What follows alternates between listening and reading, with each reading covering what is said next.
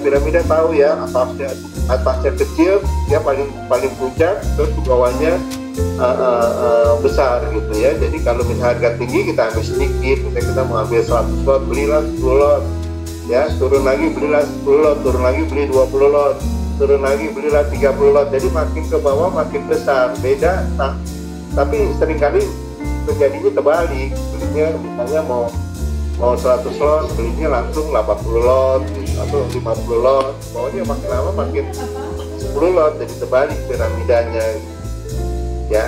Kalau misalnya lagi kita tahu nih, wah ini trennya mau ke bawah nih ya kan, udah lihat nih trennya, nah, lebih baik mendingan kita ikuti piramida, kita beli aja dulu sedikit karena sekaligus.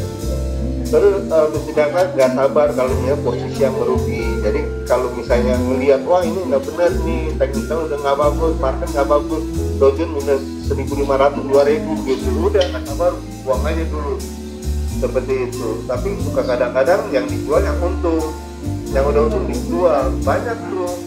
Kalau 100 orang ditanya, 100 orang melakukan itu. Jadi kalau misalnya ada portofolio 5, yang dijual itu bukan posisi yang rugi, tapi itu posisi yang untung. Yang rugi berarti nggak dibuang, enggak gitu. Jadi istilahnya yang untungnya selamat, yang rugi makin dalam. Jadi kalau misalnya mau itu post-press, buat aja udah semua yang untung atau yang rugi ya sama-sama dijual, kita pegang cash dulu kalau kita ngelihat apa kondisinya nggak benar. Oke, nomor 7. Nah ini belajarlah kerugian, nggak mau lah orang semuanya, tapi kita harus gitu, karena dalam posisi investasi dimanapun juga ya kita harus bisa dapat untung dan bisa dapat rugi. Jadi jangan maunya untung dulu, rugi juga. Tapi kita harus batasi kerugian, kalau kita bisa habiskan modal kita. Nomor 9, jangan melakukan trading atas banyak saham sekaligus. Jadi ada beli, trading ini banyak, beli 5-10 gitu kan, mau trading bingung, kalau misalnya turun semua bingung mau jual yang mana. Jadi lebih baik fokus 1-2 saham aja gitu, lihat jadinya enak. Oke, beli ketika mendengar isu yang baik dan jual pada saat menjadi kenyataan. Jadi ini ada istilah based on rumor sell the fact. Jadi kalau misalnya ada rumor itu biasanya orang nggak tahu, orang-orang tertentu aja yang udah tahu gitu. Nah ini ada kebiasaan maksudnya yang di sharing aja ya. Bentar. Pada saat apa namanya? Pada saat berita keluar mereka jualan justru. Jadi itu udah boleh bilang udah cukup terlambat sebenarnya, dan itu memang banyak disesatkan boleh dibilang gitu ya. Jadi wah mereka udah punya modal bawah begitu, dia mau jualan istilah dipom-pom aja tuh dengan berita-berita ini. Sebenarnya udah dari awalnya dia udah ada rumor-rumor tertentu gitu. Itu sekarang udah jam 4 ya, kita mulai acara kita. Mohon maaf saya ini dulu ya, supaya saya punya video, saya stop dulu. Kita mulai dengan acara apa yang memang kita tunggu-tunggu. Sekarang udah 46 peserta ya, terima kasih. Sebelumnya ada pertanyaan mengenai hal ini nggak? Atau kita masuk, kalau nggak ada kita masuk ke apa namanya, ke topik sebenarnya. Nah ini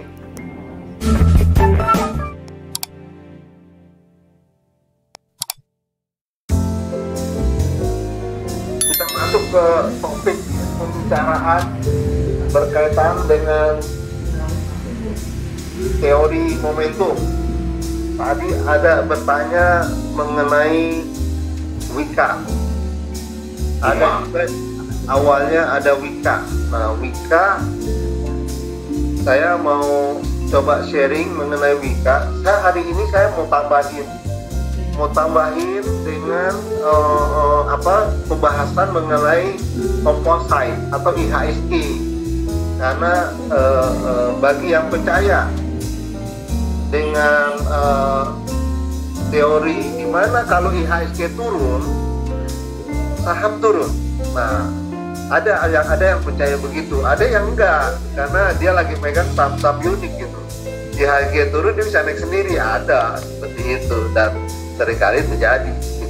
Tapi nanti akan saya sharing bagi nasabah-nasabah investor yang percaya kalau indeks turun saham turun gitu, terutama misalnya pegang saham Telkom, pegang saham Astra, pegang saham Unilever gitu ya, Indakian, termasuk saham-saham blue chip gitu ya.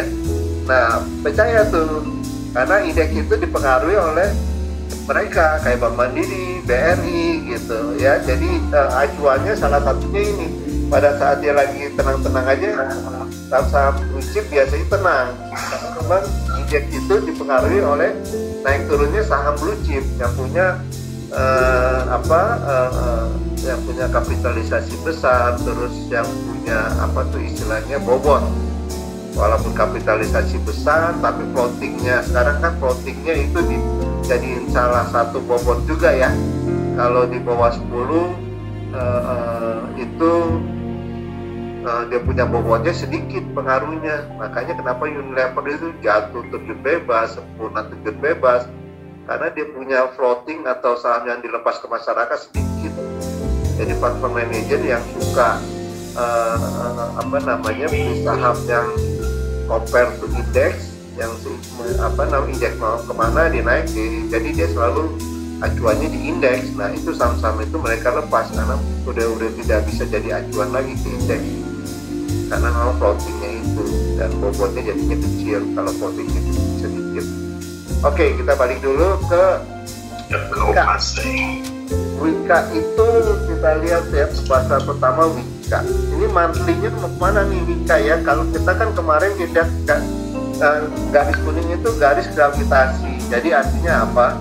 Artinya kalau misalnya dia di bawah itu bukan garis gravitasi ya, gravitasi kalau dia lepas dia akan naik lagi nempel. Tapi kalau misalnya di bawah garis ini ya, itu artinya kita lihat di bulan depan Wika ini bagaimana. Kalau menurut saya belum uptrend ya, belum. Mohon maaf saya mesti offin dulu ya, mute dulu ya, sebentar ya. Yang baru join ini, saya mute, mohon maaf.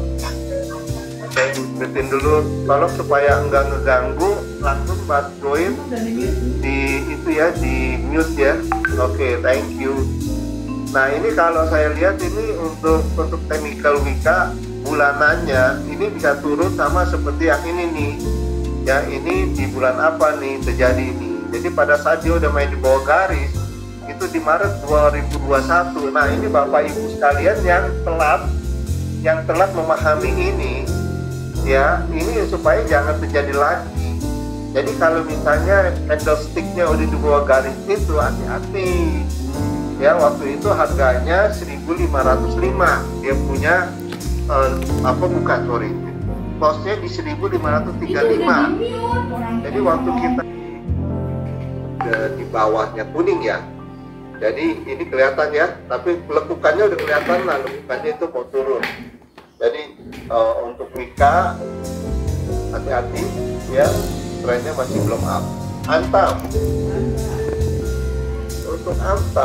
untuk Antam kita lihat, untuk Antam seperti ini, memang untuk 1 bulan boleh dibilang bisa nggak? Nah ini kan yang saya bilang tadi, seperti saya bilang gravitasi, jadi dia bisa naik lagi nih, biasa nempel, biasanya ya, dia biasa nempel kalau udah begini. Jadi untuk Antam ini ada kemungkinan dia bisa rebound dulu, tapi bukan untuk di hold ya, karena dia masih di bawah garis kuning. Nah dia punya supportnya berapa? Banyak yang nanya kan, dia support berapa? Nah ini kita bisa lihat di sini, di bulan kemarin dia punya terendahnya berapa? Itu di 1.705. Nah bulan ini 1.765. Jadi artinya kalau saya ambil patokan kita sama, berarti ini di 1.700 ya. Jadi di 1.700 dia punya support. Nah weekly-nya Antam itu kita lihat di sini seperti ini ya, weekly-nya masih di bawah garis ya, masih di bawah garis kuning dia punya weekly-nya. Tapi dia yang tadi saya bilang, dia ada dia punya support itu di 1.700.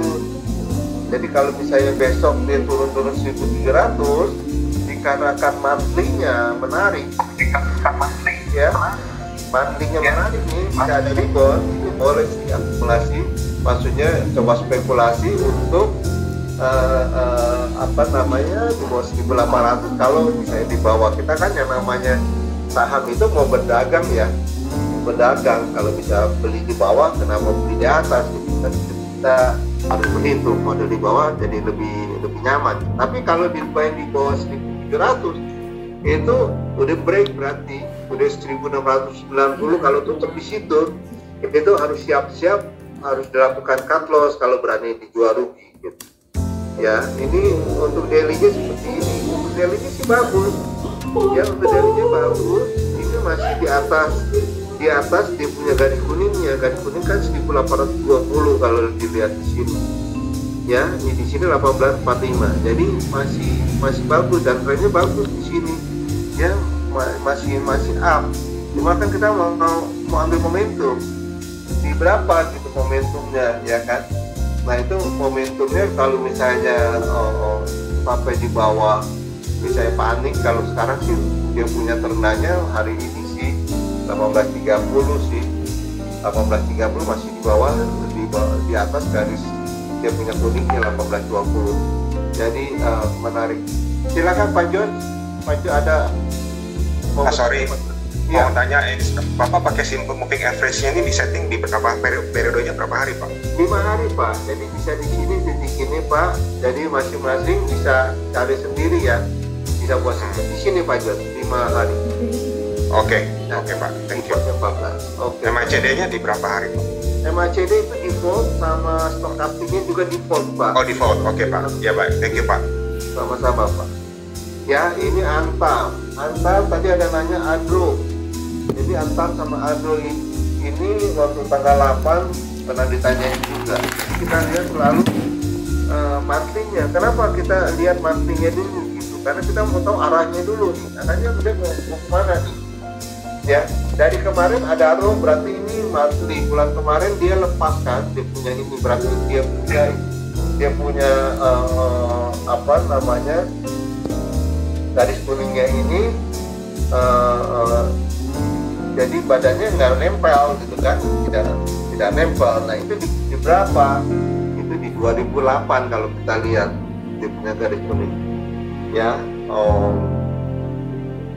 Gravitasinya boleh dikatakan, jadi dia terbang, dia harus turun lagi gitu ya. Jadi ini gravitasi di sini di harga 2000, sekarang 2170, artinya untuk Adaro ya nunggu dulu gitu, jangan dulu gitu. Ya, kita lihat juga indikator dari stokastiknya juga tinggi. Lanjut, kita lihat weekly-nya. Nah, weekly-nya seperti ini, weekly-nya nggak bagus. Karena kenapa? Dia udah melengkung, weekly itu udah melengkung banget gitu, kayak ketarik ke bawah gitu. Nah, ini berhenti kemana? Biasanya saya melihat di sini nih, dia berhenti dari sini, dia berhenti sampai mana tadi? Oh, dia sampai 1980 di sini. Tapi ini yang pertama nih, saya ambil kalau misalnya support pertama di sini tertinggi waktu waktu di 8 Oktober ya. Tapi ya strong supportnya ini di sini di 1580. Jadi kalau misalnya di bawah 16 seperti ini, tapi kenapa Adaro dia bisa turun gitu kan pertanyaannya. Tadi saya lihat laporan keuangan nasional kita bagus ya, laporan keuangannya nggak bagus. Jadi laporan keuangan Adaro udah keluar untuk kuliah 2021. Nanti coba Bapak Ibu bisa lihat, mungkin saya salah kali, tapi kalau melihat trennya ini saya sih nggak mau pegang Adaro dulu gitu ya, atau baru beli kemarin, atau ini ya tinggal dipikirin aja mau lepas dulu apa enggak ya. Jadi saya tidak mempengaruhi investasi Bapak Ibu, tapi saya mau sharing apa yang biasanya saya lihat. Jadi ini daily-nya juga masih di bawah garis ya, garisnya itu 2188, dia 2170. Oke, sekarang saham KLBM. KLBF ini kita lihat ini bisa diaplikasikan ke saham-saham Bapak Ibu yang memang itu ya, yang Bapak Ibu punya ya. Jadi bisa, jangan ini gimana grafiknya, lihat aja sendiri gitu. Saya kasih panduan.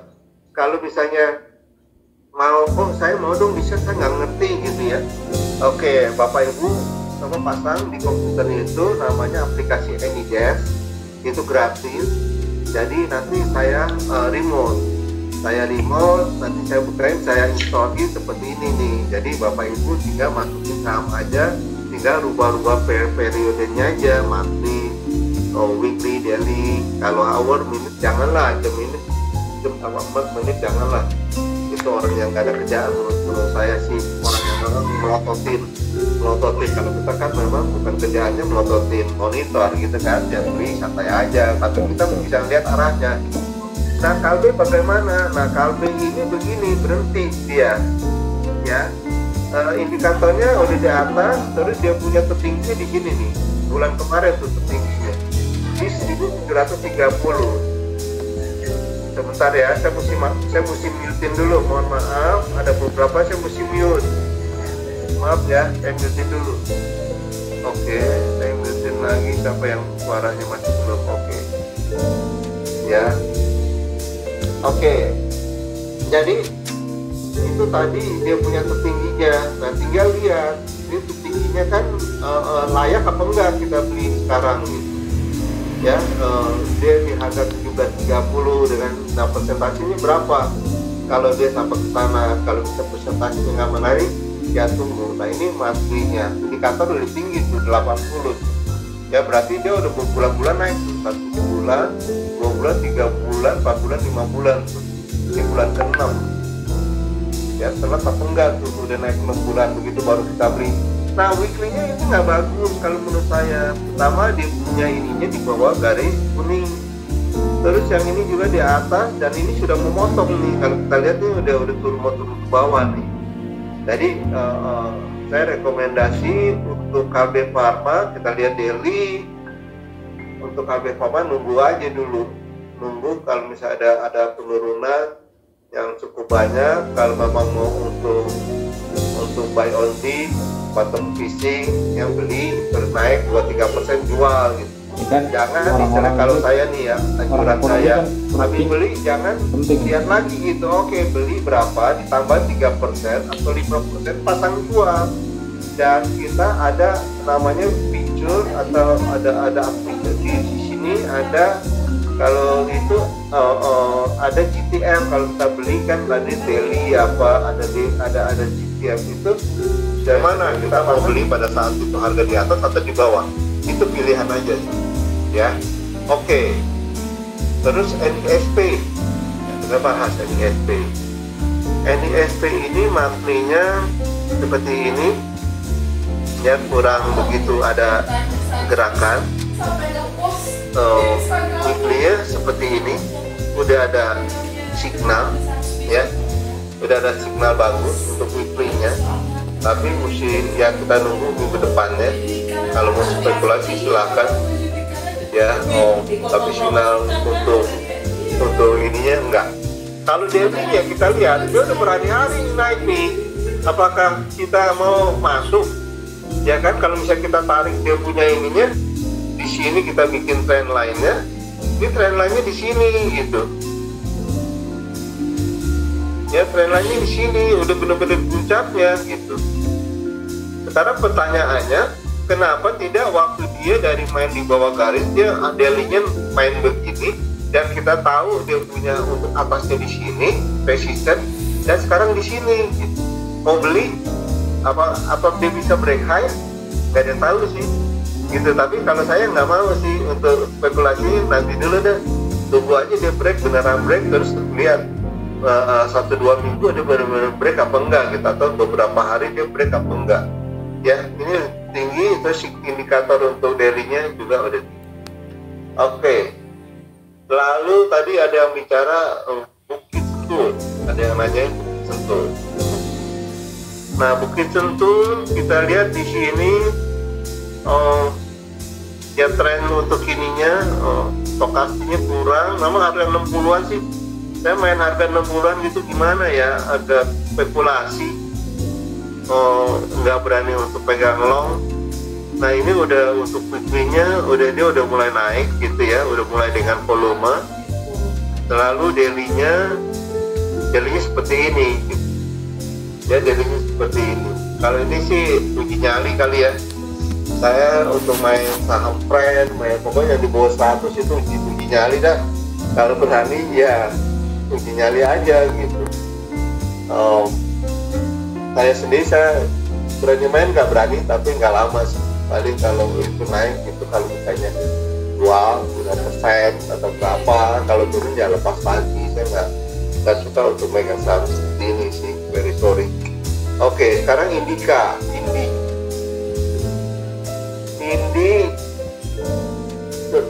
seperti ini. Sorry, monthly-nya dulu. Kita monthly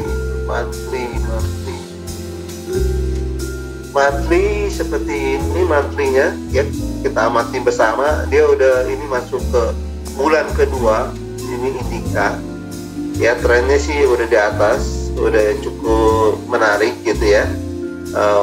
Supportnya di sini gitu di 1840-an, sekarang 2180 gitu ya. Tadi sempat bulan ini terendah di 1940 ya, jadi di bawah 2000. Kita lihat weekly-nya dulu.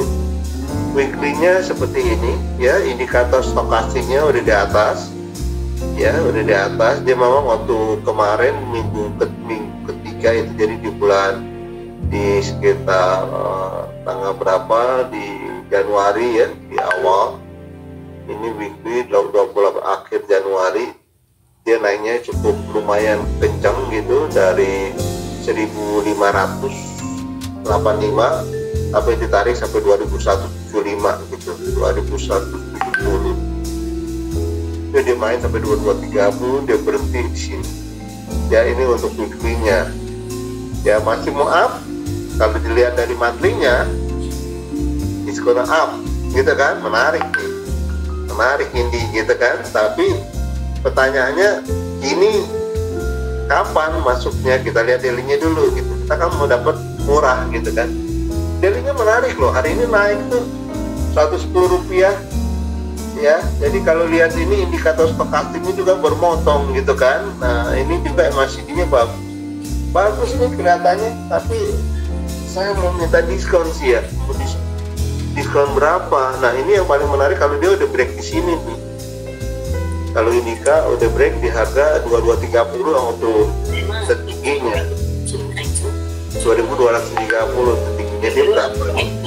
Ya karena memang dia kalau dia masuk kan pernah tinggi nih, pernah di atas 3000 nih ya.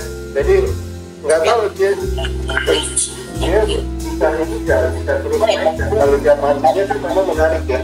Sorry sebentar, saya mesti mute dulu nih, ada yang baru join belum di mute. Dari oke. Lanjut, ini Indi ya, ini menarik ya, BBNI. Nah BBNI monthly-nya oke, BBNI monthly-nya bagus ya. Banyak yang rekomend, termasuk lokal, dia lebih suka beli bank mandiri BNI dibanding bank digital. Kalau dia monthly-nya seperti ini masih kurang bagus ya, dia naik karena dia mau nempel ke kuning. Dari kuningnya itu 1010, tadi dia 4 bulan ini dia di 1000 tuh, dia tertinggi, dia nempel di 1000 tuh ya. Kalau lepas kan dia biasa di nempel ke kuning gitu kan, kalau ke bawah dia naik dulu ke atas. Dia cuma sampai 1000 diturun lagi tuh 940, tapi dia punya monthly oscillatornya turun, masih tren turun. Mau kemana nih BSDE? Kalau menurut saya, kalau lihat kasusnya begini sih masih belum up, belum naik. Nah weekly-nya tadi saya bilangin dia masih turun, dia bertentangan, dan ini dia di 964 turun, jadi berarti dia punya badan candlestick-nya itu di bawah garis kuning. Nah kita lihat dia punya daily-nya udah di bawah, dia juga stokastiknya juga udah motong, udah mau turun. Oke, mau kemana ini turunnya? Nah kira-kira dia bisa sampai di sini di 900-an, dia tinggal 940. terus selanjutnya dia ke 885. Mau kemana lagi setelah itu break low kita nggak tahu. Oke, ini BSTJ udah Unilever itu kita lihat Unilever masih konsolidasi, belum ada trend up ya, jadi masih belum ada signal dia rebound. Ini juga belum ada signal rebound, masih di bawah weekly-nya ya untuk Unilever. Oh ya, Unilever yang laporan keuangannya keluar udah jelek, dia jelek, makanya turunnya tadi saya share deh kalau nggak salah, laporan keuangannya di grup ini jelek nih. Nah, jadi turunnya memang karena laporan keuangan. Oke, Ira ini jarum suntik, produsen jarum suntik, dia martinya juga masih di bawah, menarik nih, ke bawah sih ya, maksudnya untuk gini-ginian kita perlu rutin seminggu mungkin ya dua kali ya, jadi membahas portofolio sama melihat trend saham supaya kita jangan sampai kita jualnya di paling bawah gitu aja sih, konyol sih. Kalau frankly speaking, kalau misalnya udah belajar seperti ini, udah tahu nih knowledge-nya, tren-trennya udah tahu, tapi jualnya paling bawah sih konyol, beneran konyol banget. Itu sih kelewatan sih kalau yang udah ikut program ini terus masih nggak bisa ngelihat kapan untuk ngejualnya, dan kebiasaan memang orang paling jualnya paling bawah terus rebound. Nah itu tanyain kenapa ya kok bisa rebound ya gitu. Sebenarnya bukan kenapa-napa, jualnya paling rendah. Nah ini daily-nya belum ada tanda-tanda ya, jadi kesimpulannya ya ini sih trennya masih down, kira belum kelihatan untuk ada trend up. MTech dia punya monthly-nya seperti ini ya. Kalau kita lihat bulan kemarin kan turun ya, dia punya ini turun, terus bulan sekarang ini kita nggak tahu, mesti nunggu konfirmasinya karena biasanya turun lagi. Nah pada saat turun dia ketemu begini ya, ini bagus nih. Pada saat dia lepas begini sama ini dia bisa bounce back karena dia lepas dari garis kuningnya. Kali ini kan masih nempel, jadi nungguin aja. Kalau mau untung ya nungguin, sabar aja gitu sampai dia ada garis lepas, baru kita lihat weekly-nya. Kalau sekarang kita lihat weekly-nya nih untuk MTech masih di bawah kok, itu masih turun. Terus MACD ini juga masih motong, malah lagi trennya turun. Tadi tidak rekomend untuk dibeli dulu ya. Nah apalagi daily-nya tuh ya udah, ini trennya udah dimain di bawah garis. Ini mau kemana nih? Kalau nggak salah tadi saya ngomong 1.700 ya.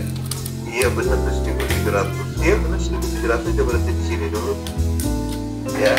Kalau mau beli ya kita diskon. Ada yang mau bicara? Ada yang mau nanya? Nggak ya, lanjut ya. Oke, stokastik udah turun kelihatan ke bawah ya. Jadi untuk MTech jangan, sabar di harga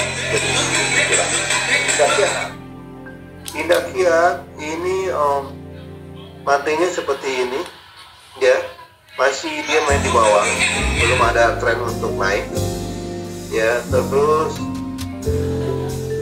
habis gitu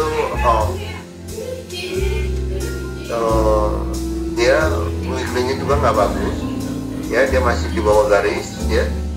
Terus daily-nya begini, jadi ya trennya masih kurang bagus, kita mesti lihat lagi seminggu ke depan. Oke, dari pertanyaan udah habis. Mungkin dari chat ada yang bisa bantu saya nggak kira-kira supaya saya nggak buka-buka? Ada yang bisa bantu saya supaya bisa dibacain? Siapa yang bisa bantu? Apa tuh, ada yang nanya banyak. Halo, ada itu KBLV Pak Sani itu gimana Pak? Pak Imam Pak. Oh, Pak Imam. Gimana? Jadi Pak Imam nih. Sehat-sehat ya Pak ya? Iya Pak Imam, salam sehat ya. Iya oke. Iya Pak. KBLV itu turun terus gimana Pak ya? Analitik. Bapak nggak baca yang ini ya, nggak baca yang di grup ya Pak ya? Enggak.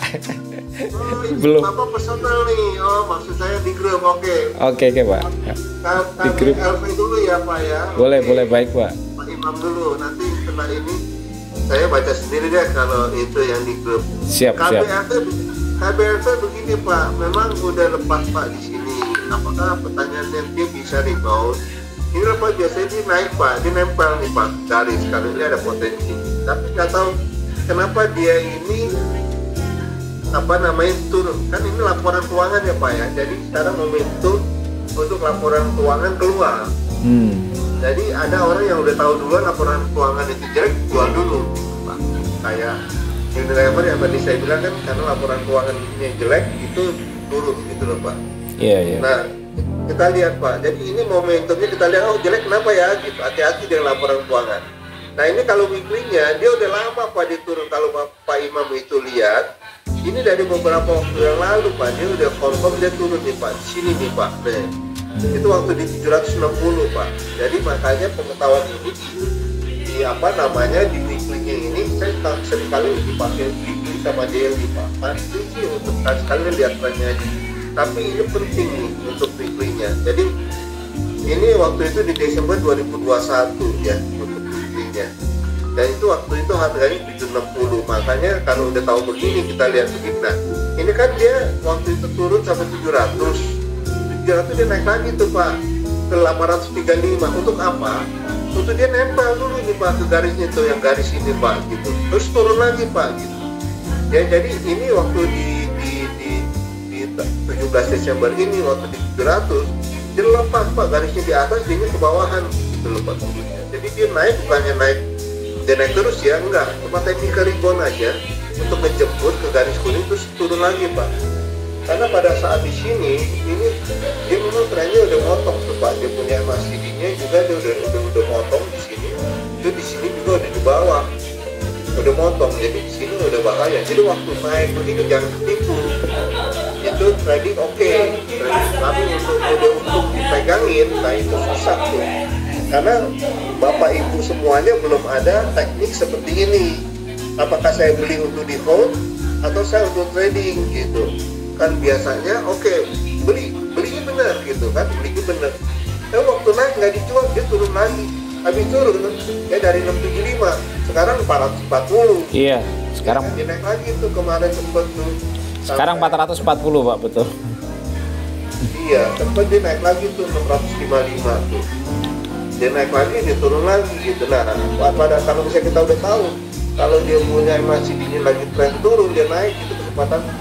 Memang waktu itu kita wah naik lagi gitu, dia bounce back. Tapi kalau saya lihat dari Desember sampai sekarang ya, dia turun nih kayak ada masalah di laporan keuangan Pak Imam. Iya. Ada yang udah tahu duluan Pak. Gitu. Ada yang udah tahu duluan laporan keuangan udah duluan. Oke, kita bicarain yang di chat dulu ya. Indikator volume-nya tidak dimainkan. Oh ini sebentar, dari atas dulu di sini ya. Bentar dulu. Kalau kita mau trading di batu bara, itu kita lihat cuannya apa biar cepet cuan. Nah kalau batu bara begini, kita lihat dari harga minyak. Dari harga minyaknya bagaimana? Biasanya kan harga minyak naik. Nah kalau tadi yang saya mau sharingin sebelum saya lupa, ini composite dulu sebelum saya masuk ke chat. Nah ini composite-nya kita lihat nih, ini IGX mau kemana kan, kalau yang percaya. Nah kalau composite-nya dia trennya belum turun, dia 1 bulan ya, memang baru ini pertengahan bulan ya, dia di Februari ini baru pertengahan bulan. Nah kita lihat weekly-nya, weekly-nya juga belum, tapi ini udah ada tanda-tanda, saya nggak tahu juga nih tanda-tanda dia mau kemana nih gitu kan, kita gedein aja. Nah di sini jangan sampai dia turun kayak orang hanging man ya, tahu ya hanging man ya, kepalanya di bawah badannya di atas gitu, kayak orang gantung diri lah, istilah kebalikan dari sini. Nah kalau yang hanging man dalam ini minggu ini, nah itu repot. Yang penting jangan sampai dia main di bawah garis kuning. Nah indeks itu di bawah di garis kuningnya ada di berapa, di 122. Jangan sampai turun di situ. Selama dia main di atas dia aman, tapi dia udah lepas nih. Ingat ya, ini badannya sama garisnya itu dia udah lepas tuh tingginya. Jadi kita lihat daily-nya seperti ini. Nah daily-nya ini ada dua nih. Dia dalam kesimpangan nih daily-nya. Tinggal kita nunggu konfirmasi untuk di hari Senin ini bagaimana, turun apa nih gitu. Kalau sekarang kan dia punya ini 6815, nah yang garis kuningnya 61813, beda 2. Tapi jangan lupa stokastiknya dia udah jalan duluan nih. Stokastiknya udah belok nih, udah menunjukkan dia mau turun nih, udah ada sinyal turun. Jadi kalau saya ditanya untuk indeks ke depannya mau kemana nih Pak Sani? Ke depan sih saya bilang turun. Ya bukannya saya ngelumin market ya, mohon maaf, tapi dari signal bisa benar nggak? Bisa benar, bisa tidak. Tapi dari pengalaman saya, kalau bisa ditanya indeks mau kemana untuk minggu depan, turun. Pasti nggak ada pasti, ya ini nggak ada pasti, tapi berdasarkan indikator yang saya pelajari itu turun ke depan. Makanya waktu kemarin kan saya bilang tuh di forum, ya kalau misalnya fokus di saham-saham yang udah kita punya. Ya, kalau misalnya jangan beli dulu, jadi urusin dulu tuh barang yang kita punya mau diapain. Kadang-kadang kan yang udah punya nggak diurusin, maunya beli terus, itu banyak tuh sering kali. Jadi kita mesti bertanggung jawab, baik itu saham yang udah untung maupun yang masih rugi. Kita mau apain dulu? Kita mau mainin silakan, kalau misalnya masih bagus, kita jual dulu gitu maksudnya. Kita punya ada berapa nih? 2.000, oke kita mainin 500 nih. Dengan signal yang saya sharing nih. Nah itu kan perlu latihan ya, perlu keberanian loh. Apalagi untung nih, untung sih udah nggak ada masalah. Jual untung dia naik ya udah nggak apa-apa, cuma 500 kok dari spend. Kalau nggak berani 100 lot, coba 100 lot. Nggak berani lagi 10 lot, coba. Tes aja gitu, tes. Ini kalau indikator ini turun nih, ya nggak? Oke, jual 10 lot. Nggak berani lagi 1 lot. Masa 1 lot nggak berani sih jual untuk ngetes, ya kan, kebangetan. Tapi dengan latihan begini kita jago loh.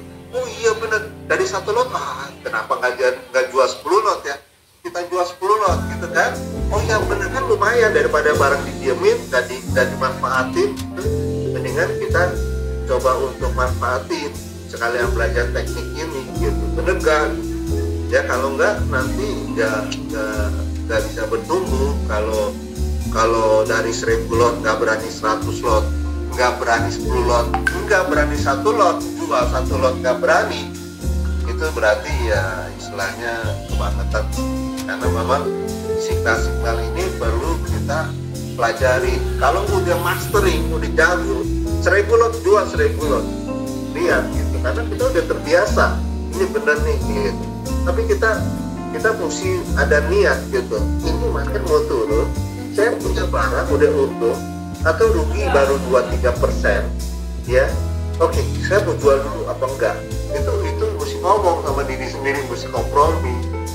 Kalau misalnya memang itu merasa oke, turun nih gitu, saya jual dulu deh. Ya ini kan ilmu sama-sama nih ya. Nah kalau misalnya lihat sampai minggu depan, misalnya kan saya bilang minggu depan nih ada kemungkinan ini market akan turun nih, ya kan? Kita lihat nanti di hari apa? Hari Rabu. Hari Rabu kita ada acara ini lagi ya. Hari Rabu sama hari Jumat ya.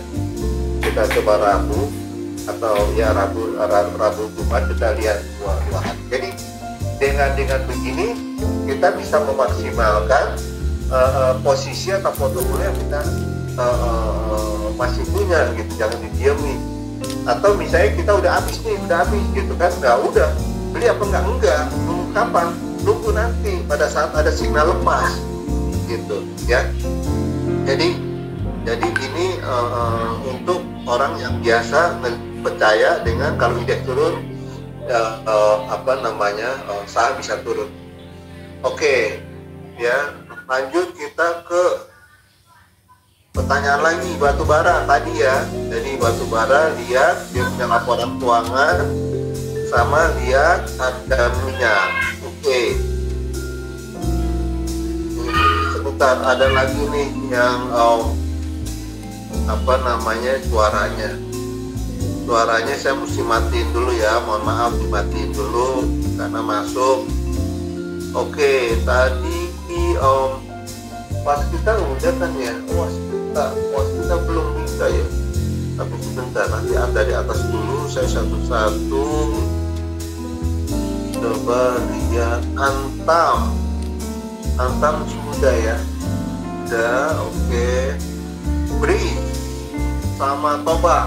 Oke, Breeze sama Toba. Kita lihat Breeze menarik nih. Saya ini salah satu yang favorit sama Breeze, tapi waktu di 2000-an saya udah lepas dulu. Breeze seperti ini, bisa aja naik. Tapi dilihat dari daily-nya hari ini kelihatannya tidak bersahabat nih. Dia naiknya seperti ini, indikator stokastiknya udah tinggi nih ya. Dikarenakan saya nggak tahu, ini mungkin laporan keuangannya bagus kali ya. Masuknya mungkin di sini aja kali, kalau ditutup ya closing ya, saya selalu ngomong closing, jangan waktu lagi jalan. Kalau tutup di atas 1715 misalnya 1720 tutupnya atau 1725 tutupnya, ya beli aja udah. Artinya dia udah break, udah punya resisten, dia udah tutup nih. Mau kemana?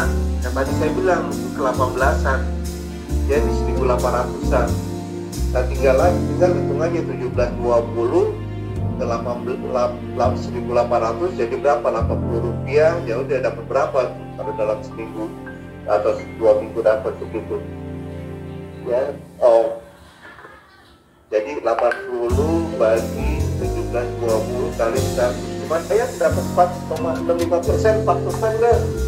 4%, ya mungkin laporan keuangannya ya, tapi nunggu sampai di atas 1720, atau kalau mau ya main di bawah aja, tadi sempat sampai di 1630 ya, main sampai turun di 1630. Kalau mungkin ya bisa dapat lagi. Kalau misalnya mau antisipasi laporan keuangan, kita nggak ada yang tahu laporan keuangan itu bagus atau enggak, tapi ada kemungkinan dia bagus, ada kemungkinan ya. Tapi ya memang tren monthly-nya masih kurang bagus ya, yang tadi saya bilang resisten masih ada di atas 1800-an.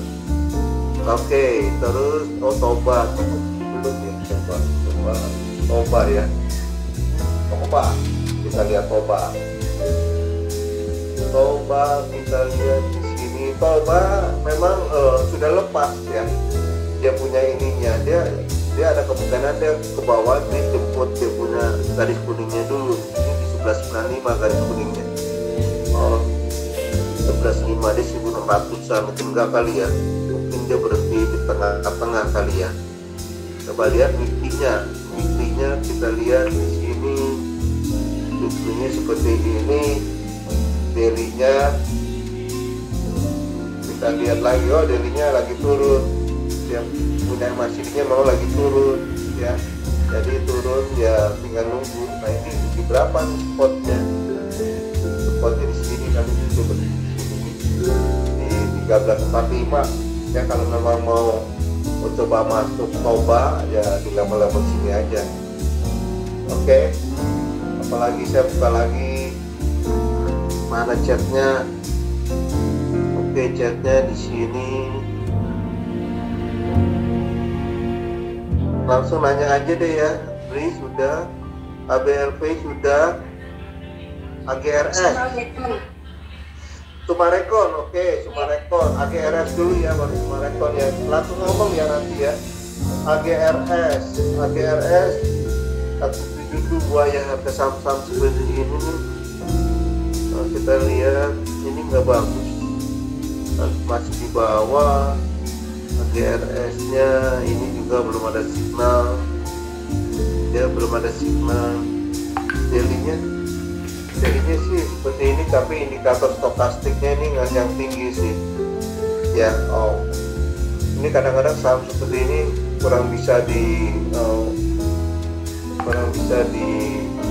prediksi, kadang-kadang dia bisa main sendiri ya.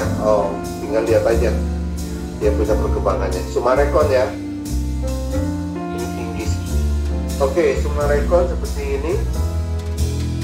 Sumarekon, nah dia bisa naik paling juga sampai di garis kuning itu 800 ya, 800. Tapi balik lagi dia dengan kondisi market seperti ini, apakah Sumarekon bisa naik sendiri, kecuali laporan keuangan bagus ya. Ini kan ada blessing nih ya, udah mulai banyak, beberapa emiten udah mulai keluarin laporan keuangan satu-satu. Mungkin di akhir Februari, mungkin sudah menjelang akhir Februari banyak nih, ada yang bagus apa. Tapi ingat, pada saat bagus itu kita udah untung, kita lepas dulu ya, jangan dipegangi. Jadi kita ambil posisi ini untuk laporan keuangan, kan lumayan ya, kalau 1 bulan dapat 5% seperti itu, atau 2 minggu lah, akhir bulan ini kita 2 minggu lagi ya kan. Jadi ambil momentum di situ. Nah kalau lihat Sumarekon, dia punya stokastiknya, listriknya udah memotong, dia udah oke, tinggal. Nah ini persoalannya, indeks ini kelihatannya turun, tapi ada beberapa emiten yang kalau laporan keuangannya bagus dia naik ya. Kalau laporan keuangannya jelek jangan ditanya deh.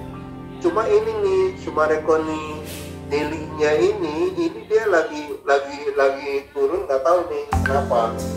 Ini main di bawah nih, tadinya 712, sekarang 705. Jadi dia punya ada satu resisten di daily-nya ini. Itu resistennya di sini nih, 740, 745 ya, kita ambil 745 deh, 750 kalau saya itu mungkin akan berubah tren ya. Tapi tren begini ini lagi turun ke bawah nih. Kita lihat minggu depan nih ya Sumarekonnya, karena memang trennya lagi dalam di tengah-tengah. Ngelihat dari indeksnya titik yang istilahnya garisnya ini dia nggak nempel Pak sama badannya, jadi bisa dia turun dulu ke bawah, terus yang lain bisa gitu Pak.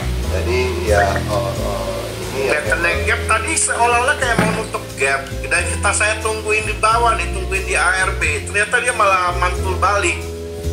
Iya Pak. Jadi kelihatannya sih minggu depan lanjut ke atas kayaknya. Ya kita berharap begitu Pak. Tapi kita lihat ya, memang dia punya gap ada di 6731 benar. Ada di 6.700-an. Ya masih ada sekitar 180-an poin gitu ya Pak ya.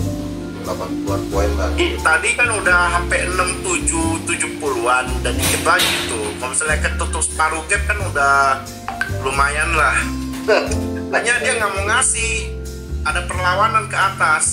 Iya Pak. Jadi memang Oke Pak. Jadi memang bagi orang yang suka lihat technical di IHSG memang seperti itu gitu ya. Saya sih juga ngarepin tadi tutup gap, jadi saya udah tampungin di ARB.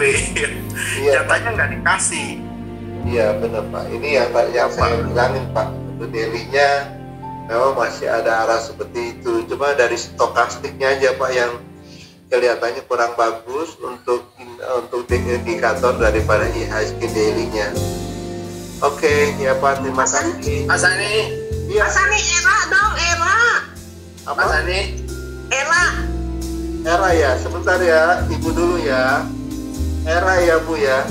Iya. Oke, sebentar Ibu. Ini era ini kalau kita lihat, nah ini untuk monthly chartnya, very sorry ini belum di-adjust. Kita jadi pakai karena ada aksi koperasi kan. Ini juga belum di-adjust nih, mohon maaf untuk eranya. Untuk daily-nya aja. Untuk daily sama, coba saya lihat untuk eranya. Era sih kalau dilihat lagi konsolidasi. Ini yang jadi, nanti saya coba minta di adjust ya untuk monthly sama ini. Untuk era ini ada aksi koperasi kan sebelumnya. Ini untuk eranya memang kalau saya perhatikan dia lagi konsolidasi, dikarenakan memang weekly-nya belum bisa terlihat di sini. Dia belum bisa kasih konfirmasi, Bu. Mohon maaf, cuma kalau dilihat dari dia punya osilatornya, trennya nggak kemana-mana sih. Kalau dalam beberapa hari ini dia main di kisaran ini aja sih, main di kisaran sampai 565. Berarti boleh kolek ya? Ada 20 rupiah sih. Kalau Boleh dibilang kolek. Kalau dibilang boleh kolek, tinggal laporan keuangan dia belum keluar sih. Nah, tadi yang saya katakan, ini kan momentum laporan keuangan nih dalam 2 minggu ke depan. Jadi kalau misalnya memang berani untuk mengkoleksi, saya lihat sekarang era kan itu dia menjual handphone kan ya, handphone, iPhone gitu kan, jadi distributor. Banyak sekali sih orang yang beli lewat online gitu. Menurut saya sih dalam kondisi seperti ini orang udah nggak masuk ke kantor. Ini logiknya saya ya, sih coba sharing. Orang tidak datang ke kantor, orang juga tidak bekerja, dia lebih suka trading. Kalau trading perlu handphone. Dan menurut saya sih untuk penjualan era untuk sampai akhir tahun ya, terutama di akhir kuartal keempat 2021 sih meningkat. Boleh sih spekulasi sih untuk antisipasi laporan keuangan, Bu. Kolek ya Pak? Boleh, silakan. Kalau memang dibawa turun, kolek untuk antisipasi. Hitungan saya sih logiknya sih seperti itu. Iya. Penjualannya akan meningkat. Oke, cukup ya, Bu. Iya, makasih Pak. Sama-sama, iya. Silakan. Mas Ani, Iya, Pak. KLBF Pak, KLB katanya mau buyback di 1.750 Pak. Artinya apa Pak sekarang kalau dengan kondisi sekarang dari teknikalnya itu Pak? Kalbe ya? Ya. Udah tahu waktunya kapan nggak dia buybacknya? Itu belum kemarin lupa lihatnya Pak. Cuma saya dapat infonya di medsos. Jadi perlu diketahui kalau aturannya yang dulu itu aturan buyback itu dia bisa lakukan pada saat itu harga saham turun Pak, baru dibeli Pak. Gitu Pak. Jadi kalau harga saham naik dia nggak boleh buyback. Kalau info di RTI sih Pak, antara 9 Februari sampai 8 Mei dia buyback. Oh, ada ya? Ada 9 Februari sampai 8 Mei. Wah, menarik tuh. Tapi Berarti lihat, jangan kolek dulu ya. iya, jadi kalau saya lihat teknikalnya seperti ini, tunggu aja ya, tunggu dulu aja, karena memang dia kan kalau yang namanya buyback kan nggak sekaligus. Namanya orang punya duit kan, istilahnya kalau bisa modal di bawah gitu. Memang dia punya data 700 gitu, ya. Tapi kalau misalnya dia bisa dapat, Buyback pasti turun ya Pak. kenapa? Dia buyback pasti nunggu turun dulu ya. Iya dong. Ya biasa orang dagang kan begitu ya. Tapi memang mungkin kalau dia ada patokan di 1.700, 1.750 Pak. iya, kalau misalnya di atas itu dia nggak boleh buyback. Tapi kalau di bawah itu buyback, dia batasnya sampai 1.750. Cuma kalau dilihat trennya di bawah turun apa gimana ya bisa. Cuma kenapa di buyback mesti lihat dulu gitu kan, untuk KB Pharma kan ya, KB Pharma. Ya. Apakah laporan keuangan itu bagus atau enggak gitu. Dia kan yang lebih tahu kenapa dia bisa beli gitu. Tapi kalau saya lihat momentumnya, dia kan kalau buyback kan kelihatan harga sahamnya naik, bukannya turun. Jadi kita lihat aja. Kalau sekarang sih kalau lihat daily-nya itu trennya turun, belum waktunya. Gitu Pak. Jadi masih bakalan turun lagi Pak ya? Nggak tahu, tapi trennya turun. Nanti tunggu aja. Tunggu, benar. Gitu. Ada lagi yang lain. Ini saya pencet lagi ya. Pencet banyak nih. CTRA Pak. Apa? CTRA. Oh, CTRA ya. Wah, ada CTRA. Sebentar Pak. CTRA kalau dilihat dari pertumbuhannya itu masih belum menarik ya, belum menarik. Saya mau sharing ada investor yang udah lama dia melihat untuk properti atau apa, dia melihat book value-nya Pak. Jadi kalau saya lihat, barusan saya lihat book value daripada CTRA itu 875 Pak, harga sahamnya 955. Ya ini saya ngomong untuk investasi, untuk melihat apakah sahamnya ini murah apa enggak. Jadi harga CTRA itu di atas book value. Beda dengan Serpong Pak. BSDE itu Pak, ya ini saya bukannya mengalihkan ke BSDE Pak, tapi saya mau ngomong logik Pak. Investor yang biasanya dapat untung besar, ya salah satu Lokenhong atau yang lain, dia melihat book value juga dikompres sama harga sahamnya, selain PE ya.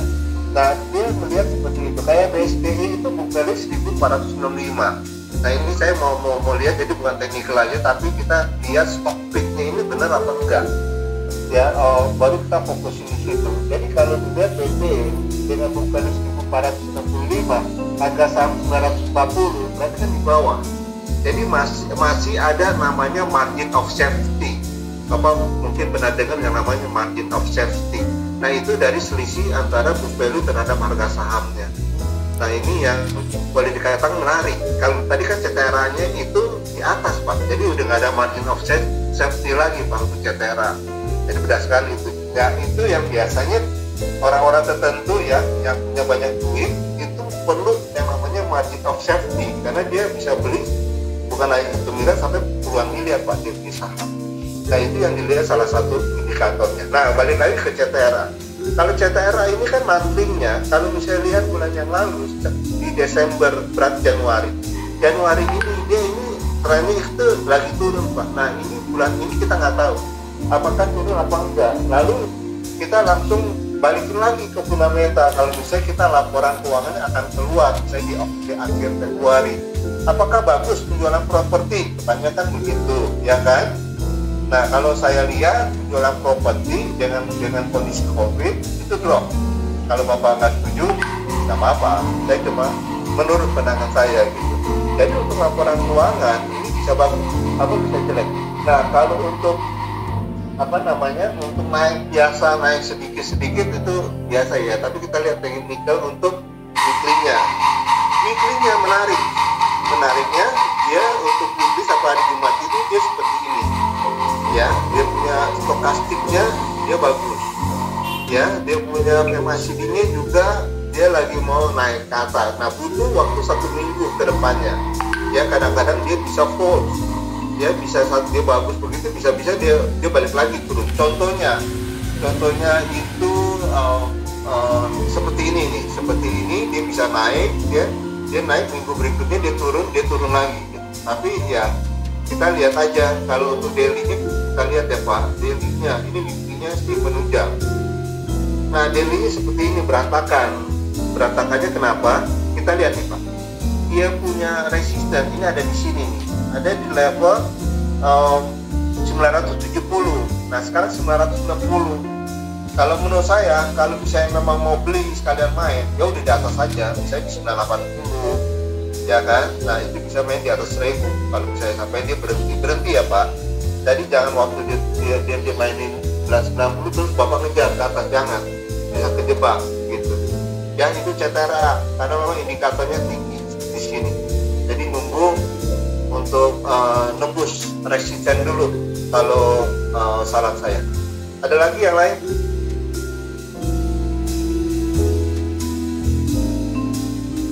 Waktu sudah jam 5, jadi kita akhiri.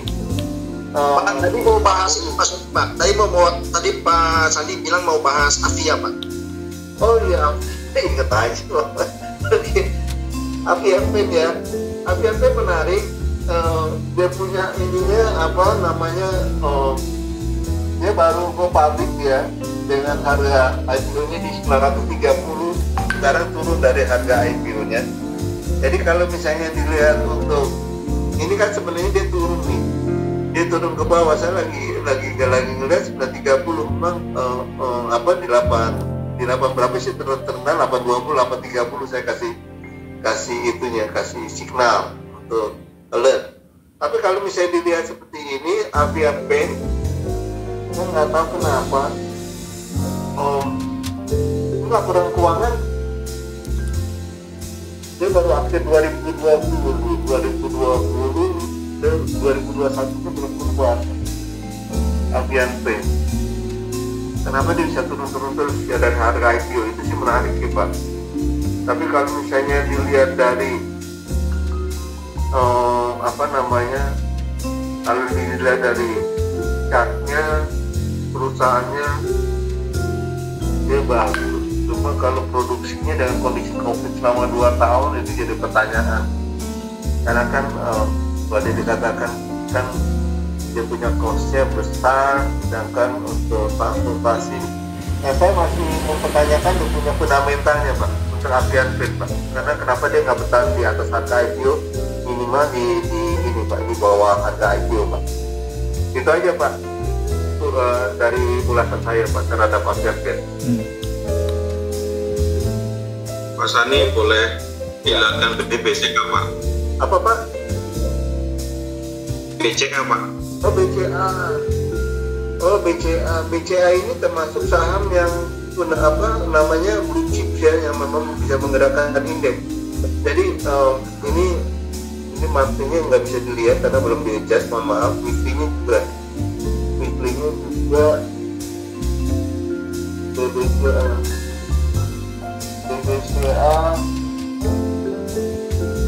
BCA sih kalau dia laporan keuangan udah keluar.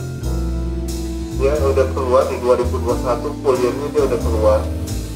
Jadi memang udah pricing sih Pak kalau menurut saya harganya Pak. Jadi dia punya harga tertingginya waktu kemarin sampai 7950. Ya 7950 ini kuat ya Pak. Udah 2 kali dicoba untuk dalam waktu 2 minggu deh ya. Jadi waktu di tanggal 21 Januari ini 212 di harga 7950, terus kemarin dia 7950 nggak kuat tuh Pak. Gitu. Jadi memang BCA ini closing sekarang closingnya di 750 8 mungkin memang level 7950 kuat nih Pak. 790 resisten ya Pak. Kalau misalnya Bapak mau spekulasi, Bapak bisa masuk 7725, 7650 udah punya support ya Pak. 7650 ada itu support ya Pak. 7650 support ya Pak.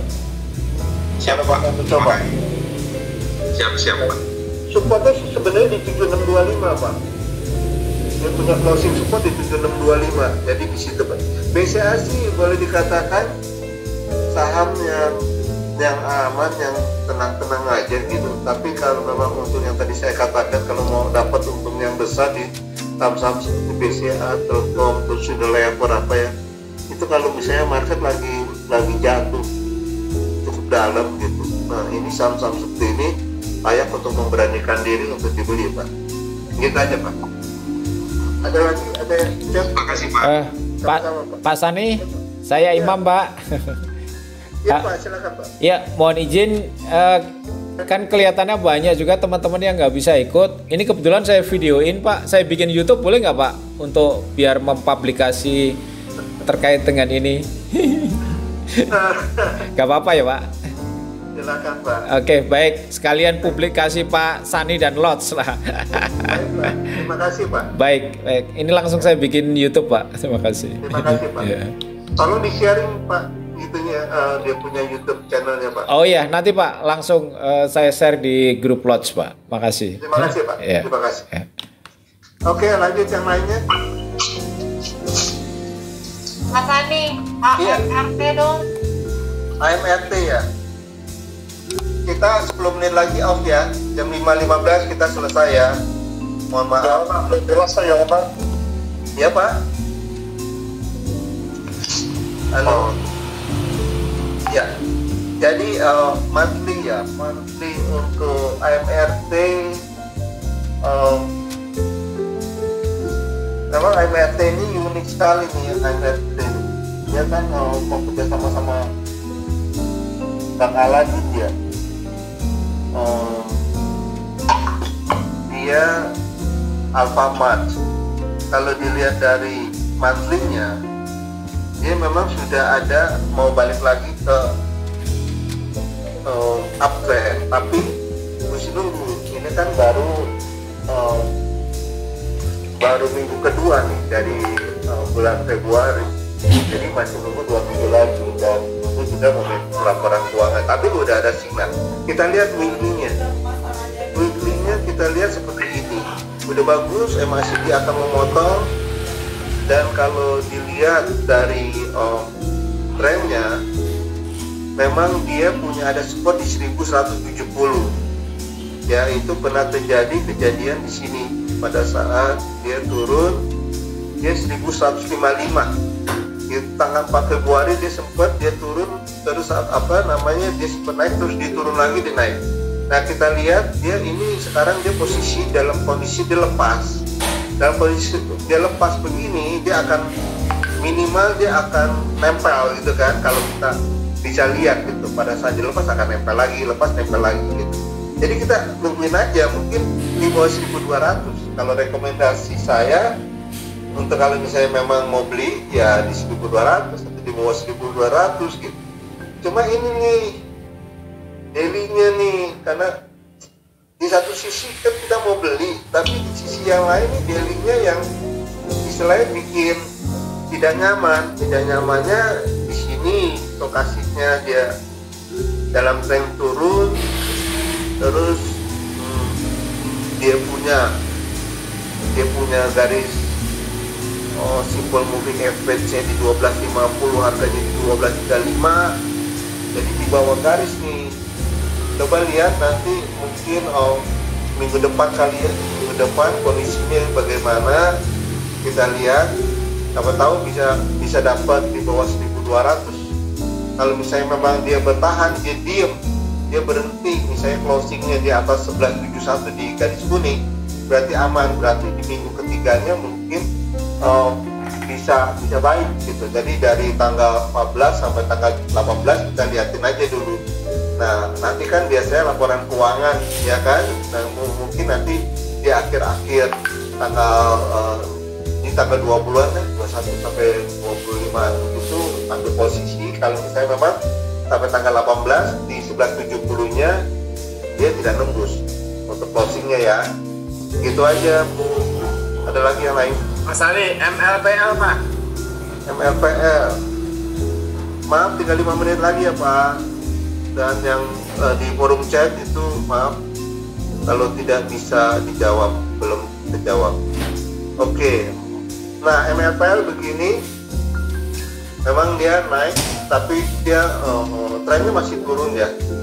Apakah seperti ini nih? Seperti di bulan Desember.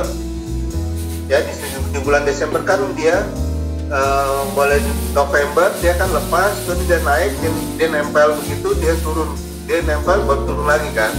Nah, apakah dia sama seperti ini gitu kan, dia nempel terus dia turun kembali? Nobody knows. Tapi ini memang tren untuk MLPL masih belum di bulan ini. Untuk weekly-nya menarik ya. Multipolar menarik dia, dari kalau misalnya dia harga tinggi dia jatuh dari harga 700-an ya, dari 800-an malah ya, disebut 800-an dia turun weekly-nya seperti ini. Ya, butuh konfirmasi Pak untuk weekly berikutnya, apakah dia memang bisa bertahan Pak di atas garis kuningnya ini Pak ya. Kalau untuk daily-nya daily-nya kurang baik ya, daily-nya kurang baik, dia main di bawah garis ini ya. Jadi konfirmasinya minggu depan deh ya, kita lihat minggu depan apakah dia punya chart weekly-nya ini benar-benar dia mengkonfirmasi dia masih bisa naik ke atas. Nah, kalau bisa mengkonfirmasi dia bertahan di atas, berarti ada laporan keuangan yang bisa kita spekulasi, ada kemungkinan bisa bagus kalau dia main di atas garis itu Pak, dalam bentuk badan yang padat ya yang bagus lah, istilahnya dia punya candlestick. Oke, yang lainnya ada mau? Tadi Pak, Adi, Oh Adi ya, Adi. Nah Adi Karya. Saya udah nggak melihat forum chat ya, mohon maaf kalau misalnya memang mau langsung silakan nanya. Nah Adi Karya seperti ini. Nah mengenai Adi Karya nih, Adi Karya ada orang beli di 800-an. Ya tepatnya ya di 800-an, nggak tahu 8,5 atau apa gitu ya. Unik, jadi dia itu beli karena yang tadi saya katakan book value-nya Adi Karya itu di 1563, harga sahamnya itu di 920, dia beli 8,5. Jadi orang ini beli di 8,5 akibat karena ngelihat book value di atas itu di 1563. Jadi dia nggak ngelihat PE, nggak ngelihat apa, karena memang ini dia memang pemain yang istilahnya yang uangnya nggak mau hilang. Istilahnya book value begini kalau nggak salah ya, mohon maaf kalau salah. Jadi istilahnya saya pernah nanya sama orang research ya, ngobrol-ngobrol aja, apa sih book value?